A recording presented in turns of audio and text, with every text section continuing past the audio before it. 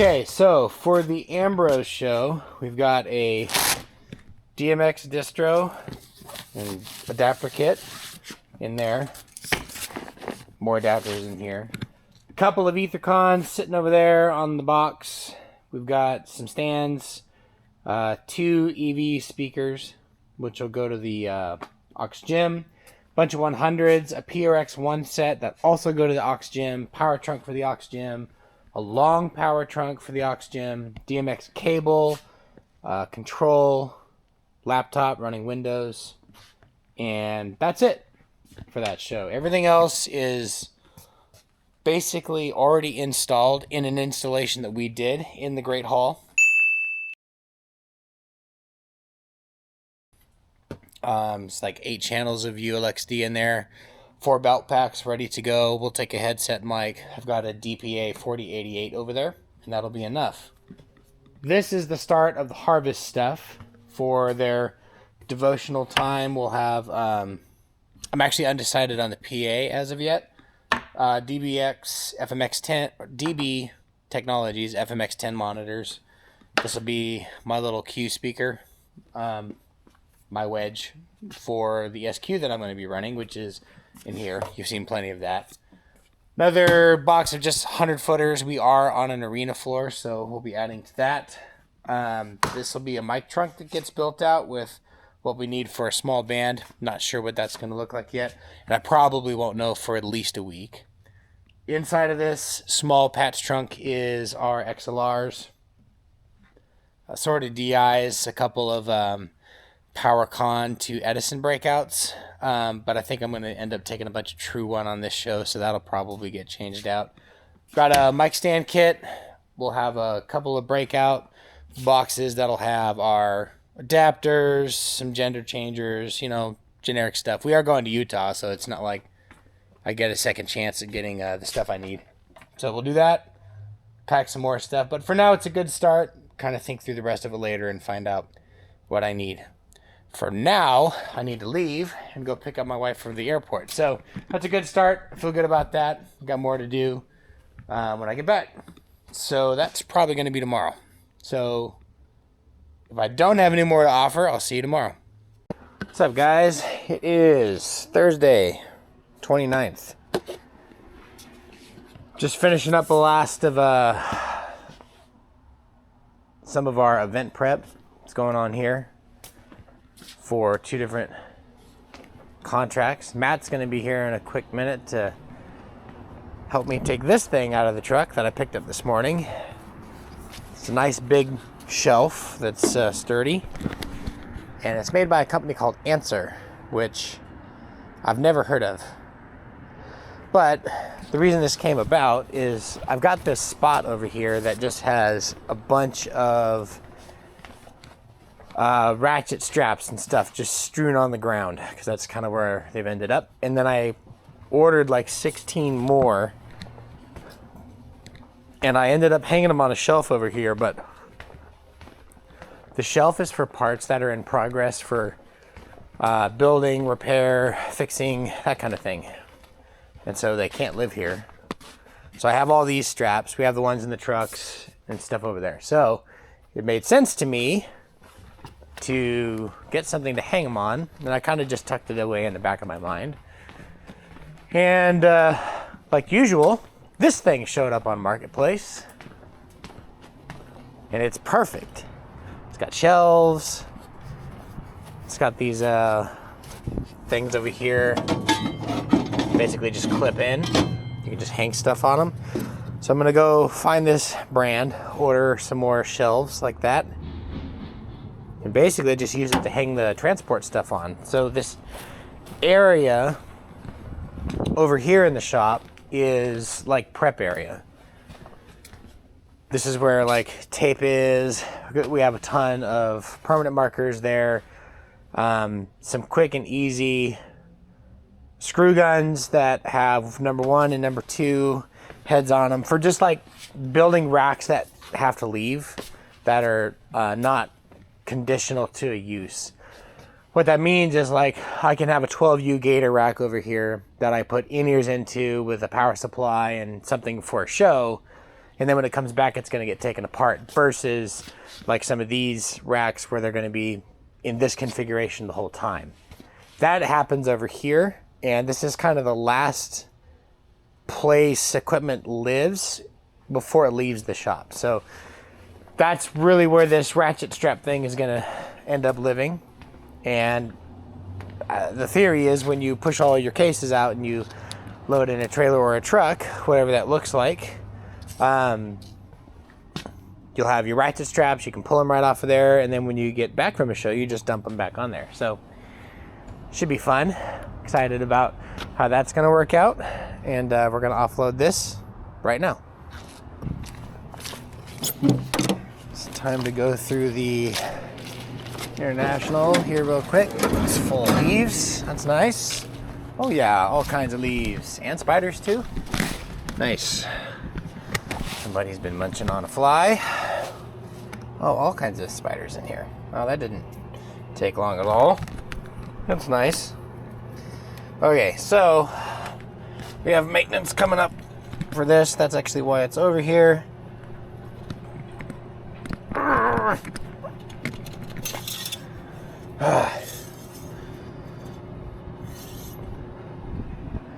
Oh yeah, that's gross. It's absolutely time for an oil change. Oil level's looking really good though.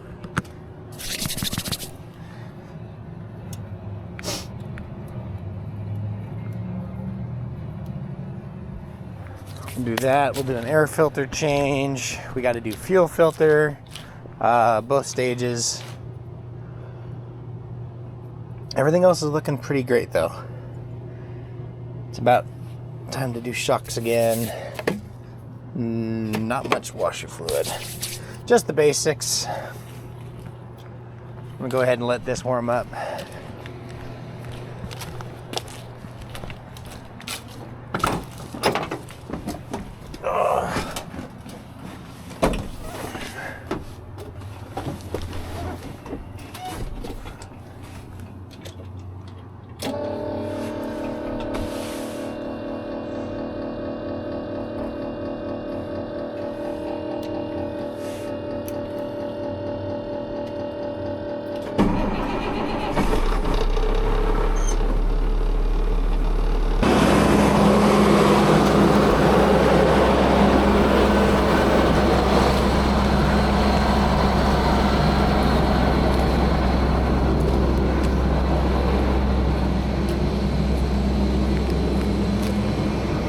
Let the big box truck just kind of get some heat in it, and we'll get ready to take it out and get our oil change done and the rest of the maintenance completed, and we can knock it off of that list. Oi. Shahoy. We also have work happening on the Suburban today. We've got a pretty significant coolant leak that developed with some other work that we were doing. So Matt's changing out some parts on that to get it back functional because it needs to go to Utah.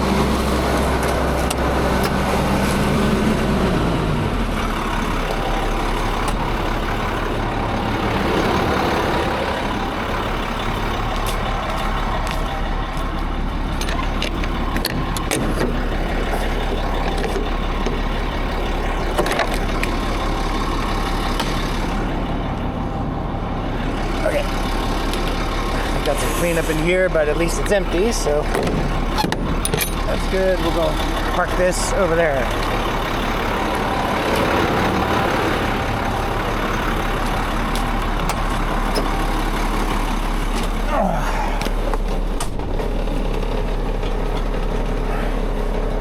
All right, I've got our finances printed for some of the cost that needs to go out. We've got about $6,000 we need on this conference job that we did.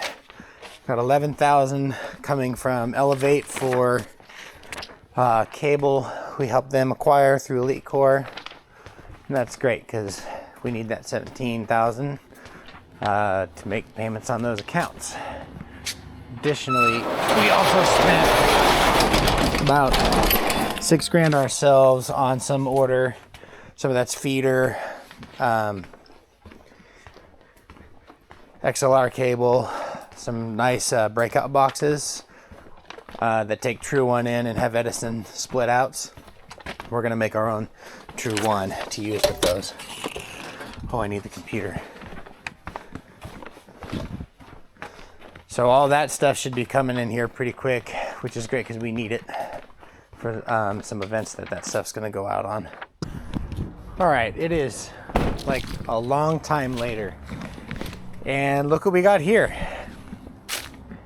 We did not go through our normal plan that we thought we were gonna go and do, which is drive up there, get this thing running, and drive it home. That would have been an amazing video. However, I have just not been able to get back to this project, meaning leave the valley and get to it.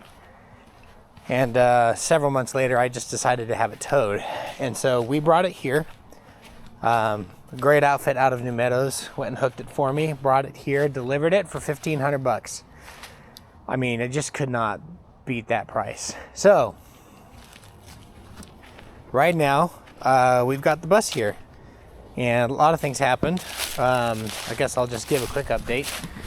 The ambulance is here. $6,300 later, we basically rebuilt the top half of this 6.0 Ford. It fires great. It's in really good shape. We have lights working, which we're going to change out for ambers and all of that kind of thing. All that stuff is working super well. I'm very excited about it. Truck 15 is sitting over there right now. Got nothing to do. We're getting ready to do winter maintenance on that truck. And then also, I think we have a name for this bus, believe it or not.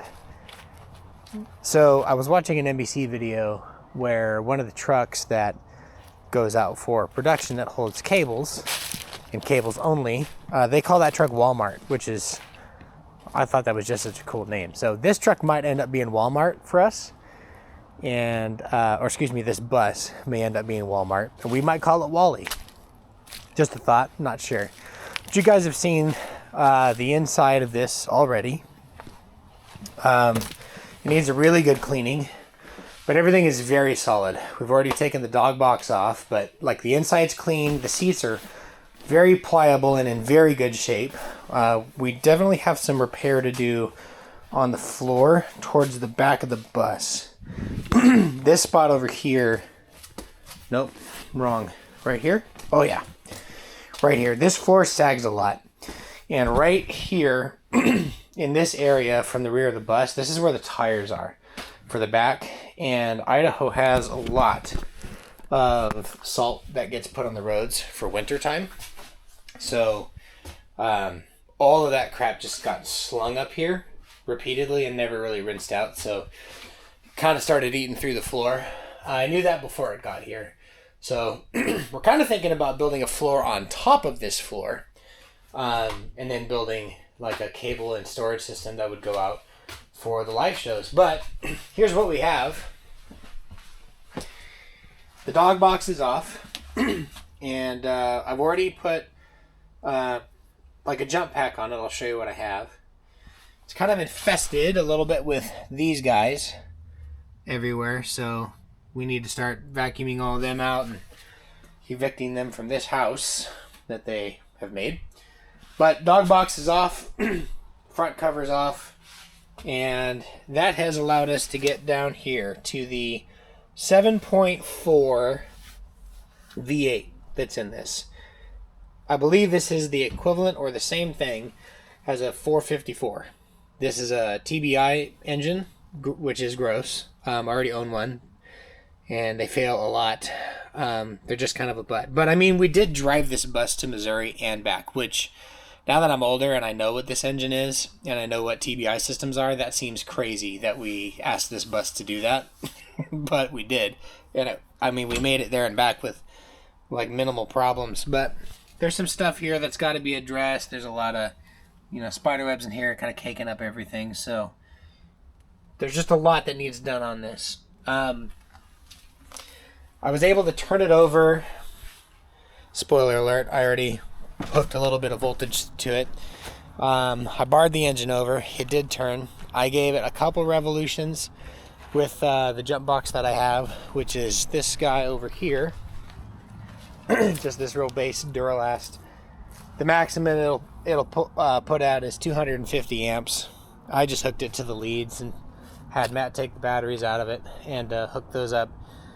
The batteries that were in here were 700 cranking amp batteries, so 1400 run in parallel. 700 run in parallel for 1400 cranking amps. 250 isn't going to do anything. It was enough to turn on the lights and check stuff, and again, I'm just kind of blown away by how much still works on this bus. There's going to be, I think, a lot of content that's going to come from it. So I've kind of gone through, checked the flashers and other things that are on this bus that I wanted to make sure are in fine shape and working. I have lights all the way through. I really do want to clean these things up. Most of this body, which is built by Goshen, is a fiberglass body. A lot of it is pretty dried out and cracked. We do want to break into this door today, maybe, to see if we can get the liftgate to come out. Somebody tried getting into this bus by jimmying that lock. They were not successful, but they were successful at breaking the lock. So that's the work we're doing on this. These tires were in great shape when they parked it. And believe it or not, the guy who towed this down here for me, he towed them all the way down here. I mean, these tires made it the whole way. They're severely dry rotted. But just rolling down the highway, back behind a 40,000 pound wrecker, I mean, they made it. Phone call time. So other things to consider is this fuel tank is like all the way full. And when I smelled the gas, it wasn't like the end of the world, but it is pretty gross. So I bought a pump, a 110 pump, to siphon all of it out. I'm going to make a bunch of trips to a hazardous disposal site and get rid of all that fuel. It's going to take a long time. I'm not positive that there aren't things living in that exhaust. Based on the videos I've seen, which have been hundreds of videos, from like the Boss Garage, a lot of vice grip, and a pretty good amount of content from Junkyard Digs, I would imagine there's something living in that. Or if there's not, something used to. So watching out for that. We're going to check fuel, going through all the lights and stuff. It's a lot of work. It's a lot of project. Kind of excited to see where it goes. I kind of don't feel like I'm ever going to have this bus in pristine shape, honestly. But I rode in this bus as a kid. It's got some nostalgic value for me. When I was like 8 years old, I told my pastor of my church, who was our bus driver, that one day I wanted to drive our buses. And it is kind of nuts that this is a bus that he drove and now I own it. That's a pretty huge full circle thing, kind of interesting. Some other things that are a part of this. I'm missing whatever this is. This looks like an oil fill, so I'm not sure what's crawled down in there and is ready to go right into the lifters, so I need to pull that and figure that out. Everything looks pretty okay. The coolant's at a great level. I've checked power steering and brake fluid, a bunch of other things, so we're just gonna kind of see what it does, vacuum out some of this mess and see what we can improve. If you've not caught it before, this bus is a 1995 GP 3500, what was known as the HD 3500. Most of Chevy's like travel vans and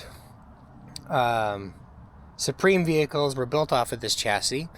This was purchased, of course, for retrofitting by Goshen Coach, who in 95 built these big old bodies onto them. These are Goshen Coaches with Star Trans systems. They're just a big old mess of a bus. They have a giant power plant, a 7.4 liter V8, the 454, but it's got a TBI system on it, and it's just a lot of bus. And the frame is huge. The engine is huge. The inside is a lot. It has 2 air conditioning systems. It has both driver heat like a regular van would have, but it also has a floor heating system. I imagine that there's going to be some plumbing in my future for what goes back there to feed all of those things. But I did fire them all up today. Every fan turns, none of them squeal, which is just crazy. This bus has been sitting for 10 years. It's been thousands of days since this bus has run. And it looks every bit of it too. I mean, there's like dirt dauber nests everywhere because Riggins is a very dry climate. There's all kinds of like growth on it from sitting next to trees, which is what you're not supposed to do. The amount of cracking through where body panels come together is pretty insane. And I'm going to want to get a lot of that filled before winter comes. So that's the introduction to this beast that needs a lot of work. I mean, it is every bit.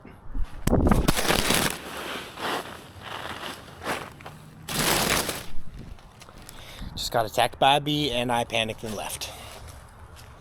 Blah. Anyways, this is a lot of bus.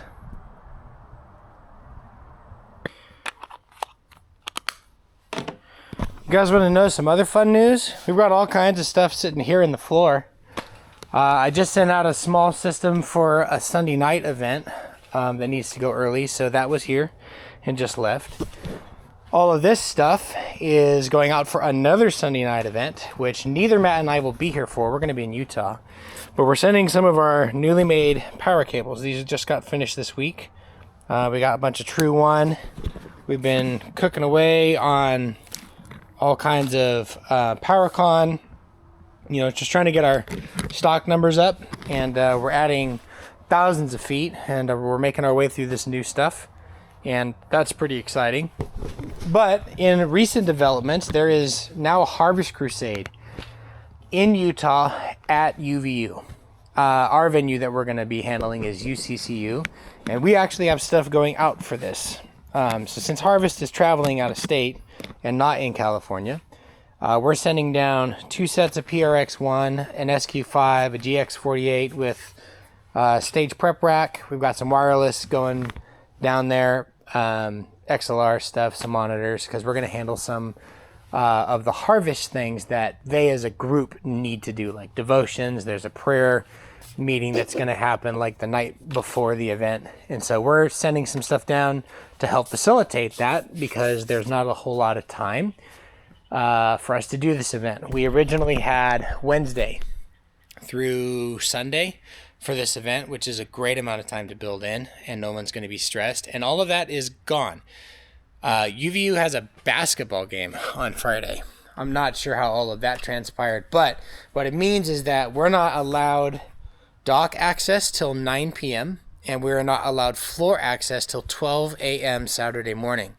The stage needs to be show ready by Saturday night, which is a lot. It's not a huge set. There's only 2 artists, and we are using the in-house PA because of the time crunch. But still, it's one day to hang a lot of stuff. So I'm confident that we're going to do really well and get stuff in the air.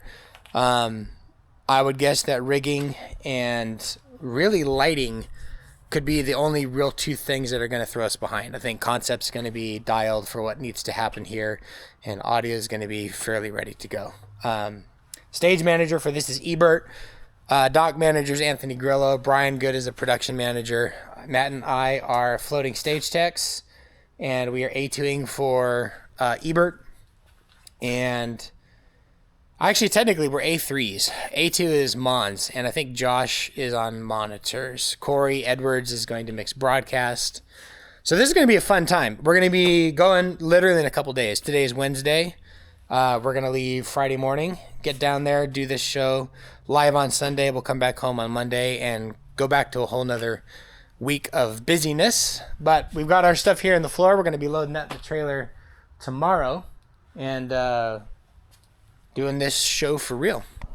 Well, I think one of the things I'm going to do here is get my shop vac and take that sucker in the bus. And we just bought a lot of extra pipe that I was using for shows that have fog. And of course, it is just as good for being a shop vac hose, which is, you know, what it is. So I'm going to bring this out and use it.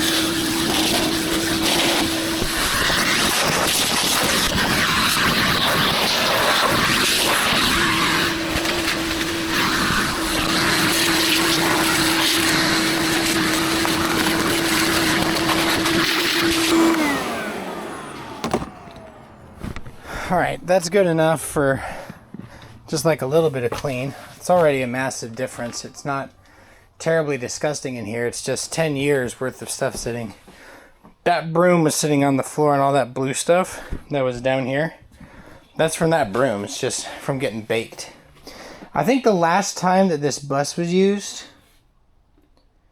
was on like a swim day. There's a lot of sand in here. This sand actually looks a lot like the sand that I'm used to at the Riggins beaches from like, wow, it's been a long time. Shorts Bar is a place that we used to go a lot. Also, there's probably a ton of these little bugs that are in here. I don't know what these are, but there's a lot of them, and I'm disturbing their life. Anyway, we're gonna get this all cleaned up and not have them be in here because it's just not an issue that I need. Look, Matt's back, which means he's here with 2 batteries and some starting fluid. This is gonna take forever to clean the floor in this thing.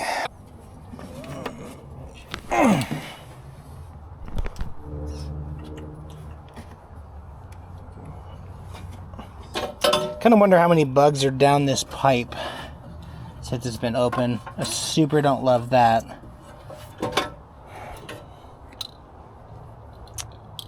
I can see reflection in the bottom of the coolant or in the bottom of the radiator, but not much. But that means it's not empty. That's good. We'll take a not empty. Wow. Reservoir has like nothing in it. That's rusted off and broken. Nice. We don't really need to like seal them down, at least for now. We will later because that'll be important for the way that this rig is built, but at this present moment, no.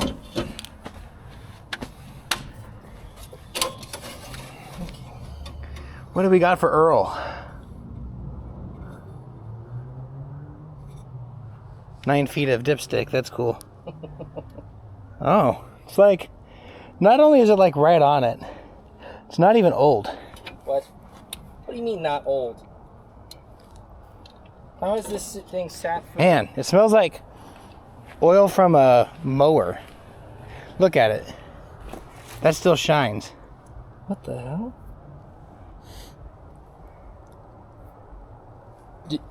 Did they do an oil change and then park I think it? this was serviced and parked because the tank was full, so they wanted to have it ready for the next time. I think they like low-key winterized it. And then just... And then it never moved again.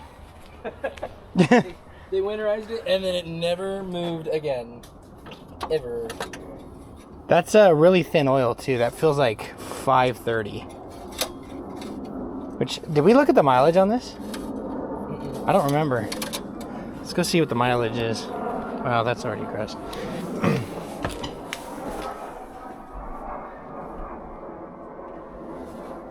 126,000 miles.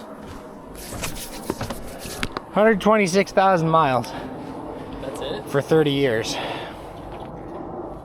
That's like... Is that like 3,000 miles a year? 30 years, 100... Oh, it's more than that. So it'd be 120? 4,000 miles a year. That's still not. That's nothing. This thing just has not done a lot of work. Yeah. I don't see any seepage in the engine. I don't see any like big signs of where things have leaked. Mm-hmm. And if it did, what a sad day, because getting to any of this sucks. There's a huge bracket down here where something used to be and isn't. And it looks like that's where an AC compressor would be, but the AC compressor, which I think there's two, they're both up here. They're separately driven. So that must have just, been part of when all of this was converted into this coach. Mm-hmm. What did we spend on this? $277? Mm-hmm. That's nice. The batteries were $114 each. Whew. But could be way worse. Honestly, I was kind of surprised that those were the cheap ones. Yeah, but no, if you get good marine ones, you can see $300 to $400 a battery. That's kind of what I was expecting. Yeah, I didn't want to do that today.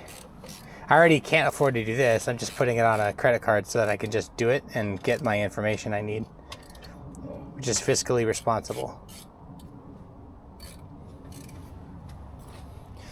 Give me the thumbs up when they're cranked down. I'm gonna pull this ignition wire. Did you see how many leads are coming off of this terminal? Yeah, like 3. Yeah. And that's how many was on it. I just like... That seems normal for something this size that needs to pull this many things off of the system. It's handy through the trash can. It's right there. Alright, middle one should be the feed. It's got dielectric grease on it. Somebody cared about this, and they didn't need to. This is the same as a mall Burger King. No one needs to care about it, but somebody did. I'd like to shake the hand of the man that did that. Yeah. Because he's making our lives easier. No kidding. Like... I've never been treated this nice. And I don't even know who's treating me nice. Oh, it's back. There was something wrong with the way that we hooked this up earlier. It didn't like it at all. I don't think I had every single lead attached to it. Somehow that needs to matter, I guess, because, yeah. Okay. It did stuff, but it wasn't liking it. Yeah. Do this.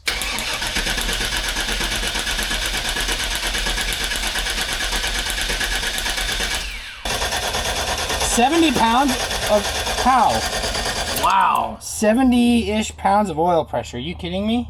Are you seeing that spark against that? Yeah. Oh, okay. Because I took the lead off. That means the coil works. Okay. So it will fire. I didn't realize at first that was the lead you took off. Nice. Okay. Well, did you bring starting fluid? No. That's what it was. Inside the shop. Mm-hmm. Let's see if we can just feed it and not blow us up. No, you're going to have to hold that. I'm going to try to not suck all that in.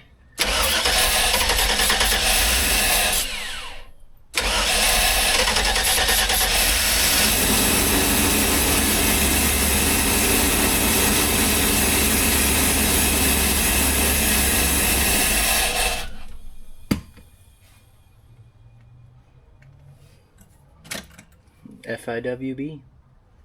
Dang. Wow. All right, go to the exhaust and let's film that and see if a mouse flies out of it. All right, hit it.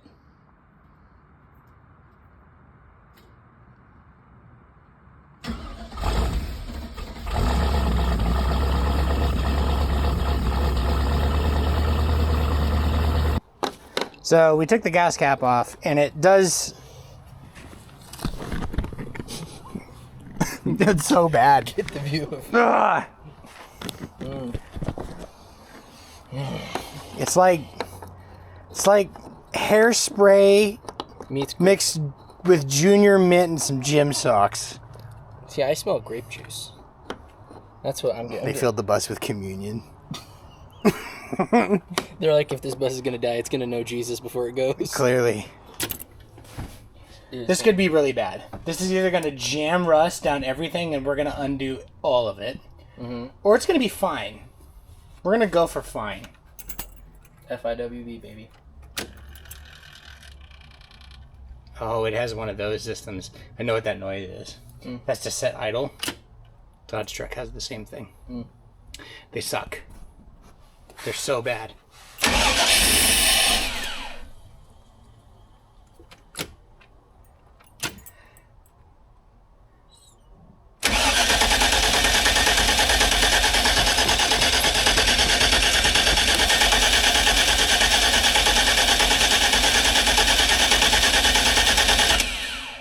Go near the tank and let's cycle this and see if we hear anything. Because that fuel pump could very well be goners. Yeah. But I think I have. You can just turn the key to accessory for me. I'm going to go under here. Okay. They should be pretty loud pumps. Ready? Yep.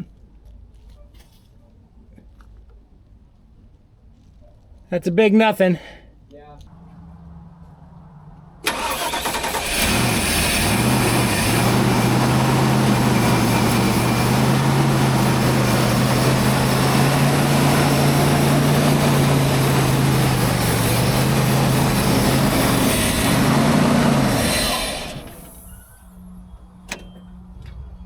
Boy, she really wants to go through the fuel, let me tell you what. Mm-hmm. Just in the 3 times we ran it, that can's almost gone. There is some stuff coming out of the exhaust that's like, it kind of looks like seeds. Small things. May I offer this gift? Nice. Okay, luckily I can get right to this fairly easily. Yeah, that's just what's in. The next thing we're gonna do is start busting the lock open on that door. Ouch.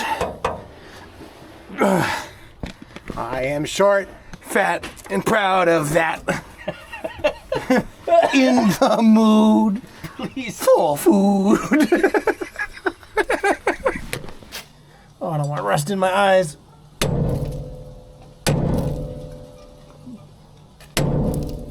Wait a minute. What? Matt, go turn the key on and tell me how much fuel's in it. Key is on. It says, the dial goes all the way past full. Like, You know what? if This is empty. are you serious? Yeah. I didn't hit it hard enough in Riggins. Yeah, that. This is empty. Someone siphoned the fuel out of it. I think the people that were trying to Give us get in it siphoned the fuel out of it. They may have just. That's a Riggins thing for sure. Wow. Like, we're taking this. Thank you. I still don't have a fuel. What if I do have a fuel pump and I just can't hear it? Normally on Chevys you can hear that. Mm-hmm. How much fuel needs to be in there for it to cycle? I would imagine like quite a few gallons. Yeah. I kind of want to back probe these wires because I think this goes to the tank. All right, hold up. Let me go grab my. Yeah, it doesn't sound like there's anything in there. When I knocked on this, I swear it was full. Now, it's not impossible that someone like pumped all that out. It got siphoned in between us. They got the worst gas of their life. They're like, quick. Like, yes, free fuel. I put it in the rig and it's like, Just dying. Wow. Okay, let's see what we got in here. Anything's. All right, so Oh, wow, that light is just gross. No, 5 volt. I saw 5. Yep, 4.3. Okay. That would be a sensor. That should be that's a 5 volt reference signal. Mm-hmm. I'm a little low because the batteries are a little low. Mm-hmm. But I'm not seeing a 12 volt. Mm. Now, this might be just for the sensor and not the pump. Mm-hmm. What's the year, make, and model? 95 GP 3500. Comes up under a lot of things though, because this is a cutaway cab. GP 3500. Yeah, this is 4 volts all day long. That's a sensor, so I'm doing good on that front. Luckily, I'm able to wedge this in there as a ground. That was lucky. East. The next thing is if it runs at all, we got to start going down the coolant road.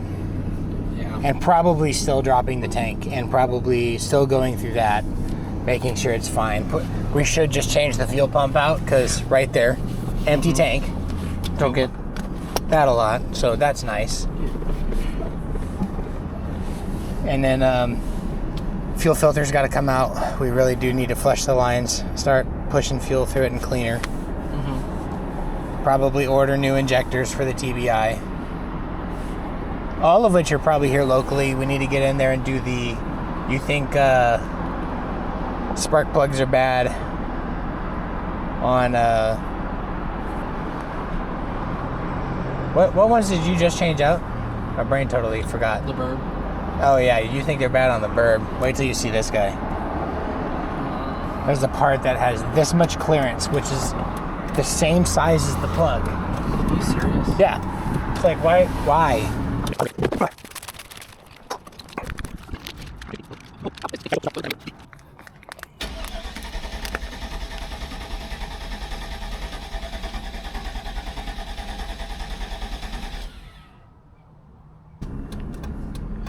Okay, so I'm heading back to work because it's Wednesday.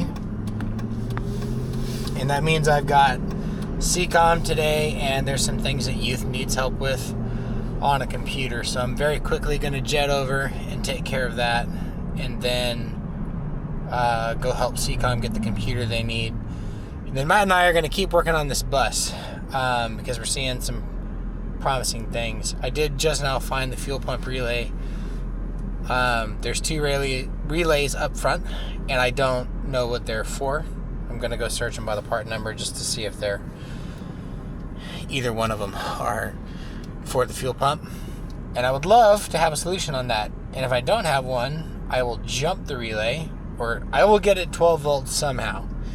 Try that out. And if it works, then awesome. And I can further test from there. All right, it's nighttime. It's very dark outside. We're just doing a little bit of cleanup here. Matt, technically it's just me doing cleanup. Matt is got all his stuff picked up and he's gone home for the day.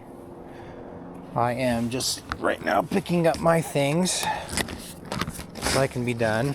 It's super dark, like nighttime dark, but it's not very late. I think it's only around 8 o'clock or so. Big exciting news is she runs. That's cool. I really kind of felt like that was going to be the case from the beginning. Just because there's been so many things that I would have expected to have been hard for a vehicle that is sitting this long to be present, and they just have not been. So I'm going to leave this here so we can come back tomorrow. But so many things on this vehicle just have up and worked. And I don't know if the reason for that is because Riggins climate is incredibly dry. So moisture hasn't been able to get in and affect stuff. So, sorry, battery died. I don't remember where I left off. Stuff works. I'm picking up. This bus has not been as complicated as I would have expected it to be. Things that sit for this long usually are difficult to get running again. We opened the door. The engine does run pretty well, in fact. But everything on this has been seemingly like in fantastic shape, which again I don't really understand. But somebody took care of this. Like, I've never come to a vehicle that's been like treated right like that, but this one has. I think I'm gonna just shut this down for the night.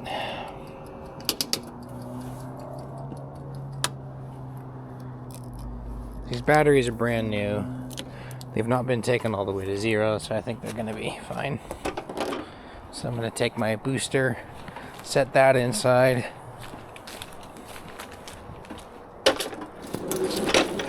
2,000 cranking amps is absolutely required for spinning this 7.4 over. 250 just absolutely is not cutting it, as I have sticks in my shoe.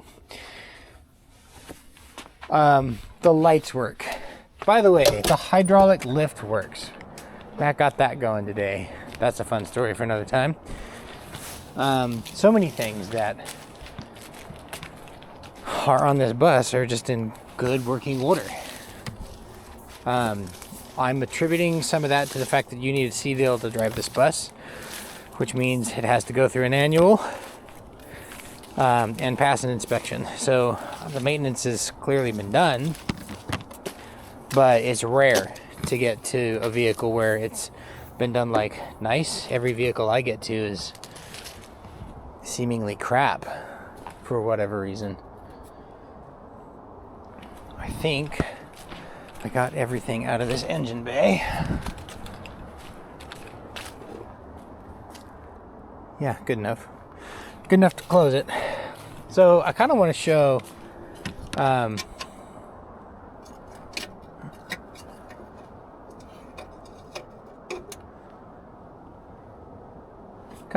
this bus off in the dark here.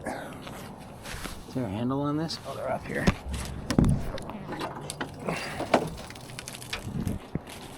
Everything looks good.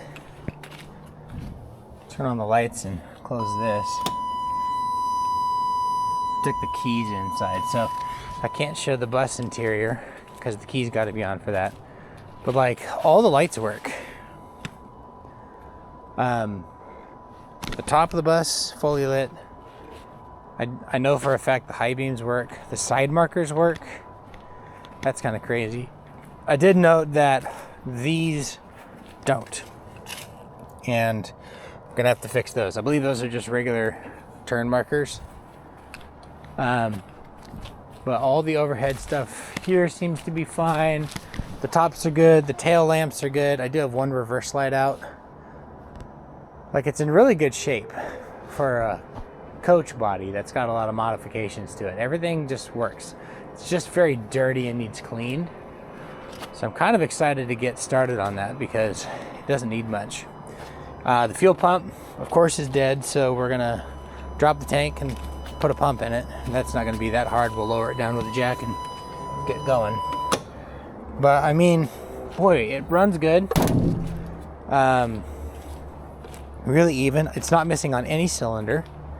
10 years later, it wants to go. So we need another day. I'm going to see if I can find a fuel pump for this locally. It's kind of hard to shop for this because it's not like a GM product all the way through. It's a coach. So it's a cutaway van that gets sold as an incomplete vehicle and then gets finished by a coach builder. So I'm basically searching for like GMC Vandura or HD box truck kind of setups so I can make this thing work. That's the route I've been taking. So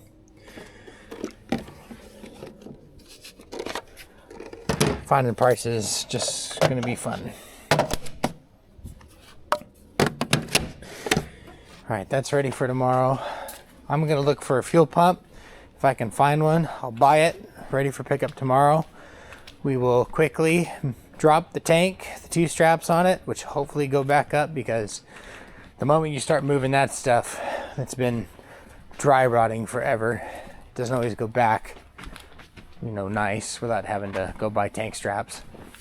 But hopefully we can get a fuel pump in it tomorrow and start moving some fuel up to the TBI. And if it runs, I mean, that's a massive amount of work we no longer have to do. So I'm gonna do that here, and then tomorrow we'll be packing the rest of the stuff for another harvest crusade in Utah, and we'll go film that.